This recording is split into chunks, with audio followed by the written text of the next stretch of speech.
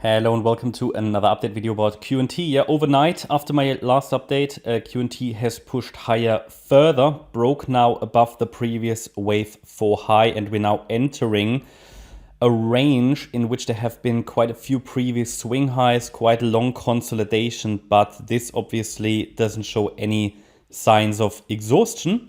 So we want to talk about where we could be heading, okay? What I did say is that we carefully assume the low is in, but obviously I cannot give you key support for a wave 2 until a first pullback shows. I said it many times, when QNT runs, it runs, so nobody should be surprised that a reversal is quick. But from a structural point of view, I haven't got enough evidence to say that a low has been made. It came down low enough. Yeah, the wave count was technically complete or nearly complete. But we need for reversal a structure of 5 waves up, 3 waves down.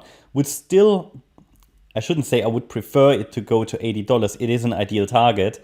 But now with that move and the sentiment in the crypto market, we may assume it might not get there. But it's still worth to be cautious until we have a first 1-2 setup. Now that one, wave 1, might escalate quite a bit, but once it is exhausted, I will let you know. And if I see it, I will first indicate it on Telegram and Discord for gold members, but then I will add support for a wave 2, because we want to do something similar to what we had down here, a first small 1-2 setup for the rally, right? But you need to be aware that when QNT goes, it goes quickly. So that's where we are in the crypto world, right? So, but the thing is, okay, if this now goes, and I have to adjust those larger waves, if this now goes quickly, then obviously we would get something like that, right? So we would escalate higher. We'll take a look at the longer time frame count in a minute as well, on the larger time frame really. But this is how it would work out roughly. So a third wave, again, this would consist of 5 waves. So what you see here, these 5 waves are basically just the first wave in that larger third wave. So why not take a look at our long-term chart? Because these days I want that everybody has a good understanding of the overall roadmap. Okay, now you can access all these live charts as a channel member. I would recommend that you, it doesn't need to be MCO, you can go somewhere else to, any but professional analyst, where you can see roadmaps and get a better understanding of where things might be heading, before you make decisions. But you can make them based on your own analysis. That's up to you. But if you use analysis, get an understanding of the overall context, not just on a micro count. Okay. Now, if this is the third wave, okay, then we want to understand where within this third wave, wave 1 is going. So looking at this, we would get something like this: 1, 2, 3, 4, 5. And don't misunderstand me. I mean, yes, we carefully assume that lows are in, but it's not like, oh yeah, we go all in now and forget all about risk management. That's the worst thing you can do. You need to just focus on your risk management. However, as long as support levels are holding, we focus on higher. Now, with Elliott Wave, we can use the Fibonacci extension tool to get an understanding of where the target for this wave 1 should be.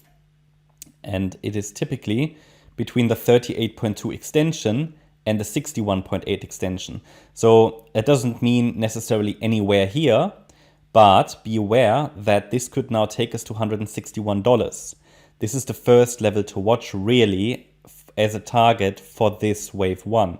Now, ideally, this wave 1 has 5 waves. Well, it should have 5 waves as well. And ideally, we can recognize the structure well, which isn't always the case.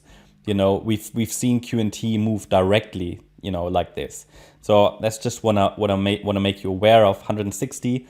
If it breaks above that and escalates, 241 would be the next target. Ideally, I don't want it to go beyond 241 in wave 1 of larger wave 3. Okay.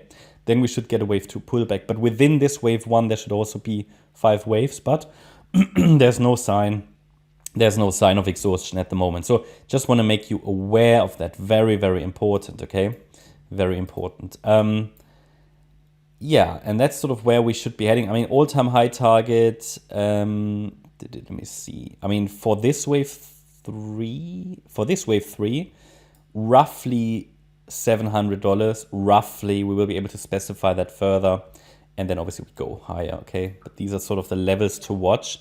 Now, looking at the shorter time frame, there isn't really much in terms of structure I can tell you other than the next resistances, which are basically the key resistance will be at $120. That's the next main one for me to get beyond.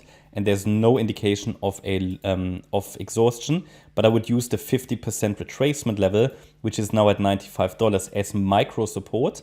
That shifts together with the price, but if we now see a break below $95, it will indicate failure. Okay, that's my update about QNT. I hope you liked the update. If you did, please hit the like button, leave a comment and subscribe. And if you really like the content, then please check out the channel membership. Thanks a lot for watching. Bye-bye.